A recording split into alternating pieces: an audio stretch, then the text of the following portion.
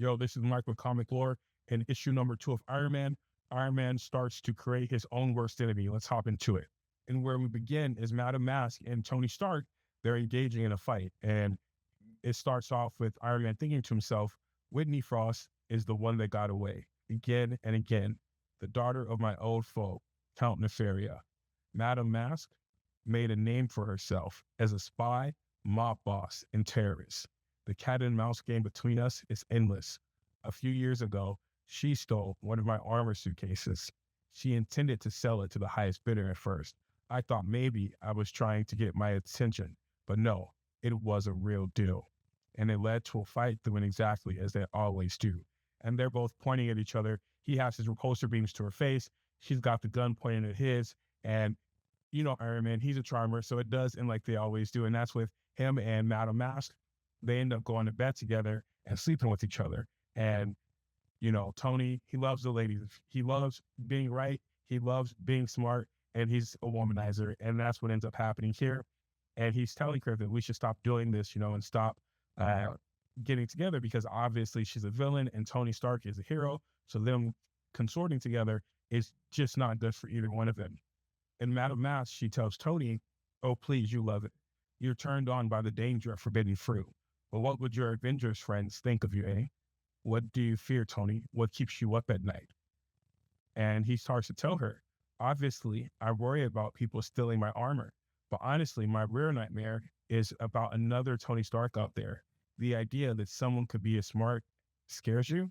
Is your ego so fragile, Tony? Is how she responds to him. And he says, no, I mean, this is my biggest secret. I didn't just build the armor in that cave. I built me. I changed. I became someone else. The trauma of that experience forged me in that fire. And I worry that someone like me could go through the same thing. And instead of choosing to be a hero, they would be selfish, mean. And then I worry about what weapon would they build to escape. So actually, I created a plan in case that were to ever happen. And so now we're seeing the pieces here of where this story is more than likely going to try to take us. So Iron Man is afraid that someone's going to become just like him, but become a villain version of himself. And that's going to kickstart everything really that's happening with this issue. And if you remember from issue number 1, I haven't covered that here on this channel, but I read it personally, is that Tony Stark was doing something called the Tony Stark Awards. And in it, he was recognizing the brightest minds throughout different areas of scientific and educational innovation. And he had picked a bunch of finalists, but there was one person in particular who he had come to accept the award. And at the award show, Aim and Madame Masque came and they kidnapped Pepper Potts. And Tony thought they were going after Pepper, but that was actually a distraction to get after this kid named Adam, who was going to win the first ever Tony Stark Award. And that kind of brings us back here as a quick recap as to what's going on so far in the story. But we transition to Tony Stark, Iron Man, and Captain America, and they're fighting some of the separatists in Latveria who want to overthrow Dr. Doom and kind of make Latveria for the people. It's like a democratic or supposedly democratic coup that they're trying to start. And Tony Stark is in this fight with Captain America, and they're taking these guys down and protecting the civilians. But as this is happening, we see that Tony Stark gets a call on his personal line. And like I mentioned earlier, Tony Stark loves the ladies. So he is easily distracted, and he's talking to this lady named Luna. And Luna was one of the chefs who was catering the previous party that was happening in issue number 1. And she says, hey, it's Luna Lucia. We met at your party, the party about you. And Tony tells her, oh, yes, even with the terrorist attack, I can never forget you. How did you get this number? And so they have this banter going back and forth of how she got this phone number and kind of what their plans are, how they can hang out. And she wants to spend some time with Tony Stark. And so she just flats out lays her cards on the table and says, you know what? I'm going to be assertive here, and I'm going to put my cards on the table and see if you would like to go out. And Tony tells her he loves an assertive woman, and they end up setting up these dinner plans. And Lucia's at the end is like, what am I getting myself into? And Captain America are just kind of in disbelief that Tony Stark is in the middle of this fight with Captain America, but he's still so concerned about setting up a date with this young lady. But after that date is set, Tony Stark brings his full attention back to the fight. He says, "I'm back, baby, just in time." And so Captain tells him, "Tony, you wanted to talk, so let's talk." And Iron Man says, "Oh boy, are you about to teach me about the birds and the bees? And this armor's dreadnought is using a different kind of wire mesh to keep the joints flexible within the armor. I can use that." But Captain America realizes what Tony's actually doing. He's deflecting. He doesn't want to have the real conversation, the hard conversation. So he's distracting himself with being busy. And Captain tells him, with everything going on the last few years, you've been through a lot. Health issues, failed marriages, failed businesses. I saw you a few weeks ago, and you were clearly lost in your head, which worries me. And also in the first issue, what we saw was that Captain America was talking to another group of superheroes, and he's saying, "Hey, we might take down Tony Stark." Now, I don't know if this actually means they're going to engage in another Civil War type event, or if they just need to have a plan to deal with a Tony Stark-like person who comes up. And we'll see more of that. And that statement will make more sense as we go on further throughout the comic. But Captain America is told by Iron Man that you worry too much. You're a good friend, Steve. I'm fine. Just stressed about Madame Masque and the people she kidnapped. Once I find them, we can grab coffee and catch up. I promise. And again, Cap gets on his earpiece and he's like, "You know what? You're right. We got to keep an eye on Tony." But who he's talking to, we don't know yet. But he does say, "I just want to make sure he doesn't get us into new trouble." Now, if you know anything about Tony Stark and Captain America's relationship, they're kind of like the yin and yang. Tony Stark is the more reckless, free person. You have Captain America, who is the more stern, more Boy Scout by the book guy. And so they often have conflicts with each other. The most notable one being the original Civil War event. But we transition to the kids, and they're all together who are potentially going to win the award from Tony Stark Award. And they're all together in this room, and they're kind of putting things together. They're like, "Why are you here?" "Oh, it's a new kid." And they learn, oh, we're all kind of leaders and future leaders in certain technological fields. And they brought us all in here, but I don't know why they did that. And as this is happening, a guy comes down and he says, "Don't make friends. It won't end well. Apparently, you're the world's greatest minds, the next generation, all handpicked by Tony Stark." As if that means something. But AIM has tasked us with seeing how creative you will become if we give you a little push. So this ties back into the conversation that Madame Masque and Iron Man were having at the beginning of the comic, where now you see that they're trying to recreate Tony Stark from scratch, basically, by putting these kids through various negative situations to see what creativity comes from them.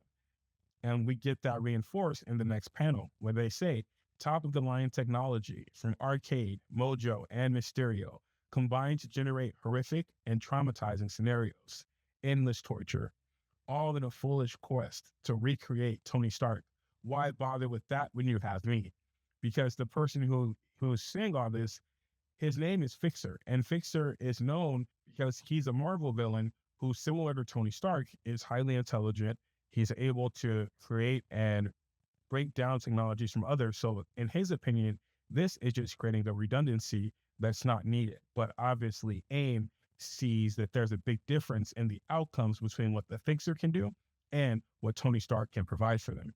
And as this is going on, we jump to Melinda May and Pepper Potts, and they're having a discussion about what are the next steps going to be, because they reached out to all the families and let them know that Tony Stark is on the case and he's going to be doing everything he can to help resolve this. But Melinda May brings up the point that once these parents realize that they're all connected because Tony Stark handpicked them, and that's why they're in the situation, that they're going to be sued and Tony Stark's going to lose a lot of money. But Pepper Potts is just saying, like, I don't think Tony cares about the money. He doesn't really mind having to deal with lawsuits. But I know, more importantly, that Tony's hiding something. And so, again, back to that conversation with Madame Masque, he was saying he built something just in case there was an issue that happened with another Tony Stark coming up.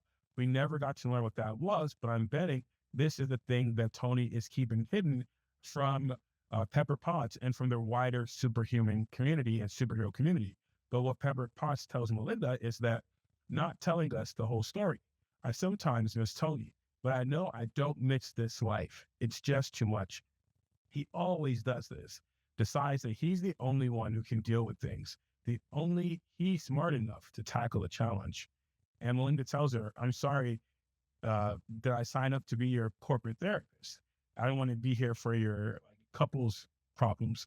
And Pepper lets her know that we're not a couple, but it's obvious that there's still that tension between the two because they were a long time couple in the Iron Man mythos. But Melinda lets Pepper Potts know that Iron Man had been out and about and he is traveling. And what we get is a montage of Iron Man going to different AIM bases, and he's attacking the AIM bases because he's trying to get some information on what they know about where Madame Masque's location is. And as this is happening, we see that not only is it the thought process of Iron Man, we also have another voice in the blue, and it's saying, hitting up all known AIM associates and past headquarters and labs. He's found a few stragglers, but none of the leadership or our council, because I'm monitoring the back channels and hoping that once word gets out that Iron Man is hunting AIM, someone will panic and lead us to Madame Masque. And so I ask, is that working? He goes, well, not really, but close enough, right? We're moving in the right direction. And what this does is we now jump over to Madripoor, and Madripoor is an island of just crime and lawlessness. As Baron Zemo hangs out there. It's just a place known for being up to no good. So Iron Man comes up to a bar or a club here in Madripoor, and as she's walking up, people aren't taking too kindly to the fact that a superhero is in their place to relax as criminals. And everyone kind of turns like a record scratch moment in the movie, and they're looking over at Tony, and he's telling them, howdy, good to see you. Hey, long time. I didn't know you got paroled. Good for you. This is quite the establishment, you. And the guy gets mad and he says, we don't want you here. You're just asking for trouble. And Tony, always the charmer, he says, trouble with the capital T. Moi? Never. I'm looking for someone, Grizzly, and my sources tell me they're here. Let me have a quick look around and then I'll be on my way. And Grizzly, who's the bouncer, tells Tony, they're not here, Stark, and neither are you. And Tony brings up a good point. He's asked, how do you know they're not here? You don't even know who I'm looking for, so they could be here. And Grizzly tells Tony Stark, well, first off, you're an idiot because you came here and you don't have your Iron Man suit. So you don't have a suit and you're trying to walk into my establishment. I'm going to have my boys rush you up a little bit. But don't get it twisted. Iron Man is more than just his suit, and he proceeds to beat the brakes off of Grizz and all of his henchmen, all of his doormen. He knocks them out 3 seconds flat, and they're on their butts. And he says, well, there you are, big guy. We need to talk. Because who he's here looking for, he's here looking for MODOK, who used to work alongside Advanced Idea Mechanics. And Tony Stark comes in, he's like, hey, man, where is Madame Masque? And MODOK is letting Tony Stark know that I have no idea where she's at. She's not my friend, and we're not on speaking terms after the event that happened with the symbiotes. So Madame Masque, AIM, and Venom were all connected in the all-new Venom run that happened in 2025.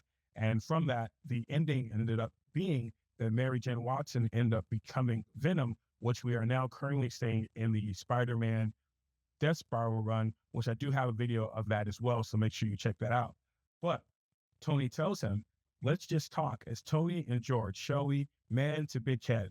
Tell me what you know, and I'll pretend that I was never here. Trust me, I never wanted to see you like this, and I'll scrub my eyeballs the moment I leave. And MODOK tells him, what's wrong with you, Stark? This isn't like you. You've always taken risks, but this is different. Wendy must have really burned you this time, or is it worse than that? Did she break your heart again?